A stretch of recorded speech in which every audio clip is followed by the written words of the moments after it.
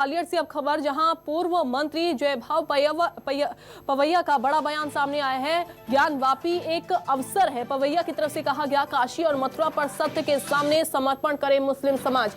मुस्लिम समाज रखे सद्भाव की नींव, नहीं तो 3 नहीं 30,000 लेंगे। ध्यान रखें कि पांडवों ने 5 गांव मांगे थे। दुर्योधन की जिद का नतीजा क्या हुआ था?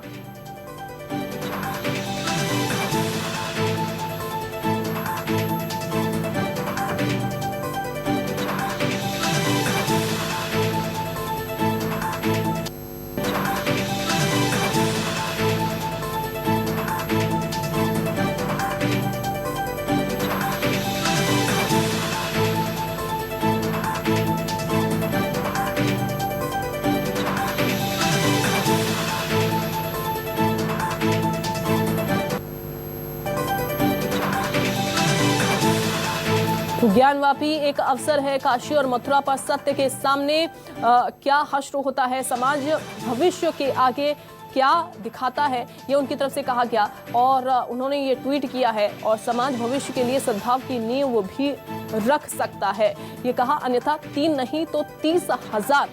यहाँ पर उन्होंने आगे लिखा कि ध्यान रखें, पांडवों ने 5 गांव ही मांगे थे। ज्ञानवापी एक अवसर है इतिहास में, जब भारत का मुस्लिम समाज काशी और मथुरा के सत्य पर सदाशयता के साथ अपना समर्पण कर दे, स्वीकार कर ले। अगर वो इन 2 स्थानों पर अपने हृदय की उदारता को इस समय दिखा देंगे, तो भविष्य में भारत में आने वाली पीढ़ियों के लिए सद्भावना की नींव रखने का काम वो समाज कर सकता है। और चलिए सीधा कर्ण का रुख कर लेते हैं। कर्ण, जयभान पवैया की तरफ से जो बयान दिया गया है, जाहिर सी बात है उसके मायने तो निकाले जा रहे होंगे। क्या मायने अब इसके निकाले जाए? देखिए, बिल्कुल वाराणसी की ज्ञानवापी मस्जिद का जो मामला है वर्तमान समय में न्यायालय में विचाराधीन है, लेकिन इसको लेकर सियासी बयानबाजी भी लगातार सामने आ रही है। और इसी कड़ी में जयभान सिंह पवैया, जो कि आपको बता दूं कि हिंदूवादी नेता हैं, और सबसे मुख्य बात यह है कि राम मंदिर आंदोलन से जुड़े रहे, साथ ही बाबरी बिंदुस मामले में भी ये मुख्य आरोपी रहे हैं।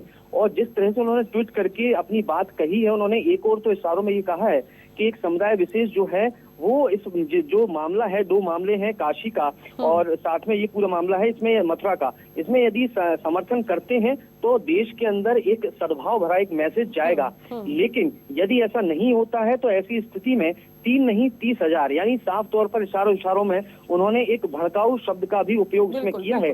लिहाजा इसमें एक मुख्य बात जो साफ तौर पर कही गई है, उन्होंने महाभारत की बात को लिखा है, तो अपने ट्वीट में कहा है कि पांडवों ने 5 गांव मांगे थे, मगर दुर्योधन की जिद का नतीजा क्या हुआ ये पूरा भारतवर्ष जानता है। तो यानी कहीं ना कहीं इशारों में उन्होंने मैसेज देने की कोशिश करी है कि जिस तरह से ये पूरा मामला भले न्यायालय में विचाराधीन है, लेकिन समाज विशेष यदि सामने आकर इसमें सद्भाव भरा संदेश देता है तो भारत के भविष्य के लिए बेहतर होगा। हालांकि जिस तरह से ट्वीट किया है उसके बाद लगातार कांग्रेस और तमाम आरोप जो है वो उनके ऊपर भी लगाए जा रहे हैं। ऐसे में देखना होगा कि आखिर उनका ये ट्वीट का जो मुद्दा है ये कहां तक अपनी जड़ें पकड़ता है। बिल्कुल, लेकिन कर्ण, क्या बयान यहाँ पर सामने आ पाया कांग्रेस की तरफ से, जिस तरीके से यहाँ पर ये बयान इनकी ओर से दिया गया है?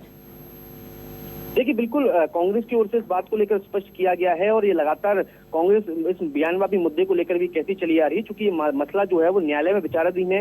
न्यायालय लगातार इस पूरे मामले पे न्यायालय में रिपोर्ट भी पेश होनी है, और उस लिहाज से इस तरह से ट्वीट करना जो है वो कहीं ना कहीं आपत्तिजनक मानती हुई चल रही है कांग्रेस। और यही कारण है कि जिस तरह से ट्वीट जब सामने आया है तो उस ट्वीट के बाद अब कहीं ना कहीं एक मुद्दा भले ही न्यायालय में विचाराधीन है, लेकिन दूसरी ओर राजनीतिक द्वंद्व जो है इस मसले पर शुरू हो गया है। जी बिल्कुल, बहुत शुक्रिया कर्ण आपका जानकारी देने के लिए। तो जयभान पवैया की तरफ से ये बयान दिया गया, पूर्व मंत्री जयभान पवैया जिन्होंने ये बड़ा बयान दिया है।